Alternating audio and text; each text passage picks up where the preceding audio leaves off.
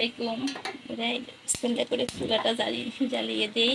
এই যে পানি নিয়েছি, কী করবো জানেন? এই যে দেখুন, পানির মধ্যে একটু তেল দিয়ে দিচ্ছি বিসমিল্লাহ করে, অল্প একটু তেল দিয়ে দিয়েছি। আর দেখি মুরগির মাংস, আদা বাটা, রসুন বাটা, চিংড়ি মাছ, এটা মটরশুঁটি, টমেটো আর গাজর, আর এই যে গোলমরিচের গুঁড়ো, লবণ সব দিয়ে দিলাম এখানে। বিসমিল্লাহ।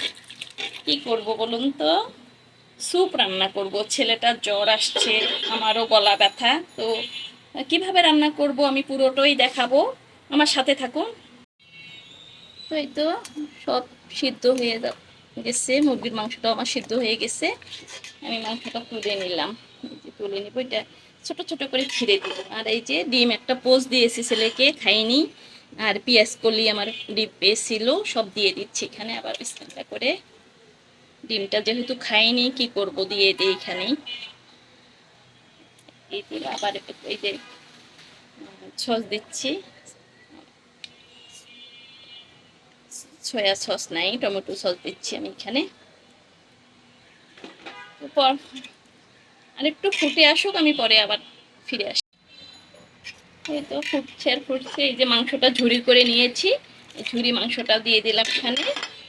আর এই যে তখন তো লবণ দিয়েছি, এই যে এখন টেস্টি ছল দিচ্ছি একটু টেস্টের জন্য, টেস্টি ছল দিয়ে দিলাম।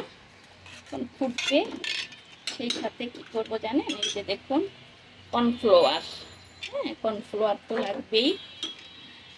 তো কর্নফ্লাওয়ার এই যে গুলে নিয়েছি। আর এখানে আমি দিয়েছি এই যে এই মগ দিয়ে 4 মগ পানি, যেহেতু 4 জন খাবো আর পানি শুকাবে, আধা কেজির মগ 4 মগ পানি দিয়েছি। দিয়ে চুলা হালকা আছে। এই যে কর্নফ্লাওয়ার দিচ্ছি।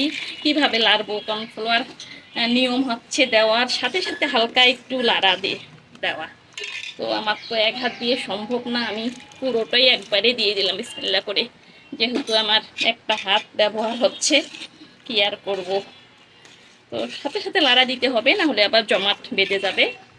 আর এই যে দেখুন, একটা ডিমও নিয়েছি। এই যে ডিমও আস্তে আস্তে দিতে হয় আর লাড়তে হয়, কিন্তু দুঃখের বিষয় আমার হাত যেহেতু একটা, এক হাত দিয়ে ক্যামেরা করছি, ভিডিও করছি, তাই এক হাত দিয়ে সম্ভব হচ্ছে না। পুরোটাই দিয়ে দিলাম। পুরোটাই দিয়ে লাড়াচাড়া করব।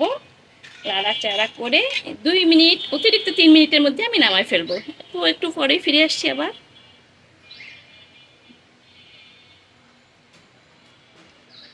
তো আমি লবণ টেস্ট করেছি, সব ঠিকঠাক আছে, একদম পারফেক্ট। এই যে দেখুন, মাশাল্লাহ সব সিদ্ধ হয়ে গেছে। আমার চিংড়ি মাছও সিদ্ধ হয়ে গেছে, এই যে সুন্দর হয়ে গেছে। এখন কি দিব জানেন? এই যে ধনিয়া পাতা দিয়ে দিলাম। এইভাবে ঘরে বাচ্চাদের জ্বর হলে বা গলা ব্যথা হলে, মুখে ঘাটা হলে এই খাওয়াটা কিন্তু দারুণ। এই যে লেবুর, চুলা বন্ধ করে দিই, চুলা বন্ধ করে দিলাম। এই যে লেবু রস দিয়ে দিচ্ছি বিসমিল্লাহ করে। আপনি পরে যখন সার্ভ করবেন, যখন যার মতো টক একটু বেশি খেতে পারে, কম খেতে পারে, ওটা কোনো ব্যাপার না। বিসমিল্লাহ। এই যে দেখুন, বাকি রেডি করেছি বিসমিল্লাহ। ছেলেকে দিব, ছেলেটা দুপুর থেকে কিছুই খায়নি, এখন বিকাল 4:30 বাজে। তো এই যে ঘরে ঝটপট হয়ে গেল। কিনে আনতে হয় 50 টাকা 60 টাকা এক প্যাকেট, দেখা যায় একজনের কোনো রকম হয়। তো আপনি ঘরে আপনি মন মতো বানাতে পারলেন এবং ঘরে পরিবারের সবাই খেতে পারলেন, কোনো ব্যাপার না। এই হচ্ছে আমার স্যুপ রেডি। নিয়ে যাই, ছেলেকে দিই। আসো বাবা আসো, এই যে স্যুপ রান্না করছি, স্যুপ খাইয়ে নাও।